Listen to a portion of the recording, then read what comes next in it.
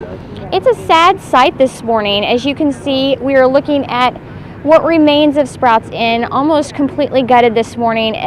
For people who've lived in the Quincy area, this business, this restaurant, has been around since 1940. In fact, it's been at this 12th Street location since 1948. So it's something that everyone in the Tri-States remembers and recalls. But unfortunately, just before 1 this morning, firefighters got a call that there was fire in the building. A little bit of fire, some smoke. When we arrived first on the scene, if you check out this video, we saw a lot of smoke when we showed up just around 1, but of course the flames quickly spread up through the roof area and spread across the roof.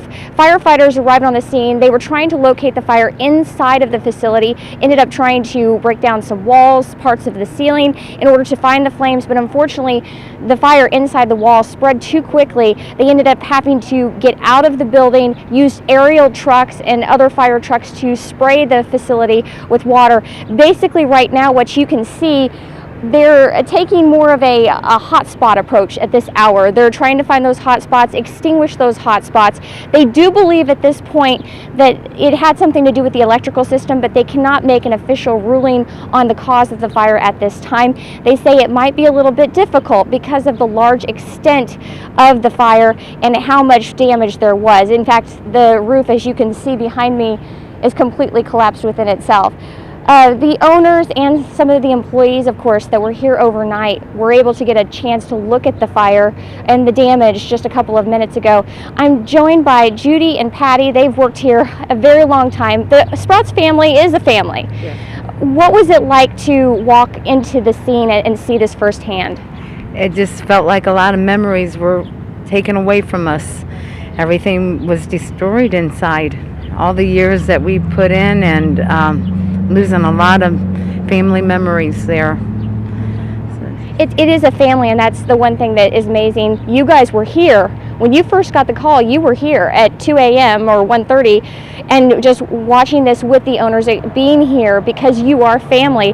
Now looking at this, what does it look like inside? It's devastating to look at. I mean, you just see everything we worked for just up in smoke. It's very hard, very hard. And I just hope all our customers that we love, and of course the Sprouts family, that's why we've been here so long, because we adore them, we love them, and we're going to be behind them when they rebuild. We'll be here. Well, and I know the community will be behind you because this is an area favorite, been around for 72 years.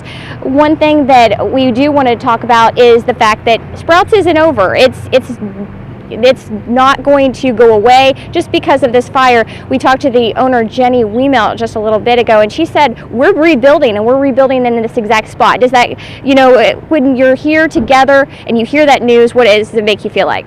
Well, it feels like there's going to be a fresh start. It's hope again, and that's the main thing is, it gave us great pleasure to have the public come in and walk away with a good meal and, being happy. And we want that again. And you guys will get that again.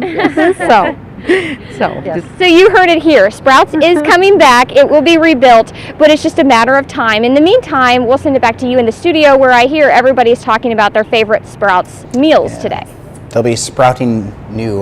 The ranch dressing is what I live for. And I've never been to Sprouts when it wasn't busy. It's a very sad day for restaurant lovers in the city of Quincy. 72-year-old Sprouts Inn is now burned.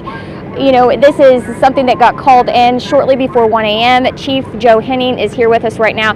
What did you find when crews got on the scene this morning? When the initial crews got on scene, they were met with some cleaning personnel and told that there was a fire inside the kitchen area. They got inside the kitchen area and basically opened up a wall space and found that there was fire burning in the walls. They found it pretty heavily charged with smoke, which would indicate the fire had been burning a while. While those crews were inside the initial crews, the incident commander arrived on scene from another incident, and we had some pretty heavy smoke issuing from the eastern gabled end of the restaurant. So he pulled the crews out, kind of reorganized because the area they were working in looked like to be under the fire, reorganized the crews, and they went in from the uninvolved portion of the building, took a 2.5-inch line with them and attempted to pull ceilings so they could try to gain access to that attic space to get to the fire. What they encountered, though, is because of the long history of the restaurant, there's been a lot of remodeling and multiple roofs and things like that, and they're having getting difficulty getting through the layers to get to the fire. After working that for about 5 minutes, the fire breached the roof, and at that point it wasn't safe to have firefighters anymore, so we evacuated the building and went defensive. And it quickly spread too. It seemed like within minutes it was spread across the entire roof. That's just an indicator of how much fire was going in the attic space at that time anyway. And so we went defensive. We set up our Quint, which is Engine Company 2, which is a ladder truck, and then we did end up bringing the reserve aerial platform down here as well, so we could have 2 elevated water streams. The other thing we encountered a little bit later on, once we got both aerial devices set up, those 2 devices took all the water we had available, so we couldn't couldn't supply any extra lines. Being out on the fringe of town, there's not as much water available as there might be more in the downtown area. So we were able to keep both aerial devices running, but there was no additional water for hand lines. Okay. What are you guys doing now? This is obviously a project you're going to be working on for a while. It is. Crews will be here throughout the morning.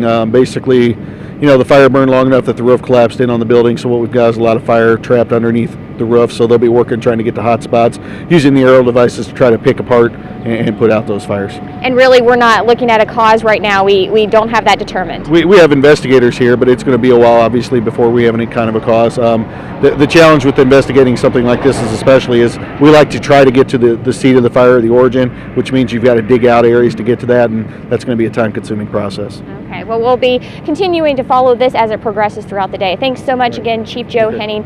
We're going to talk a little bit with the owner, Jenny Weeville, and she grew up in the Sprouts family. The McLeans have owned this restaurant since it opened in 1940. Yes. My grandparents, yes. I just can't imagine what you might be going through. You just got a look at the property. What is it like now? They just took me around front and let me look in the windows for the first time, and it was more than devastating. Everything is completely gone. So yeah, it's very bad, and I think it's a complete loss. So, but nobody was hurt, and that's the main thing right here. And I will rebuild, and I will rebuild better and bigger, and it will be okay. But my employees have all been here all night with me, and they're all in the background. He's been here, 47 years? 43 years. Patty, how have you been here? 34 years, Yeah. 34 years. Yeah. Judy? Close to 30. I mean, I just got Zach back Family. here. We're just family. It's a Yeah. Sprouts family. So it's really nice to have all these nice family and friends here with me.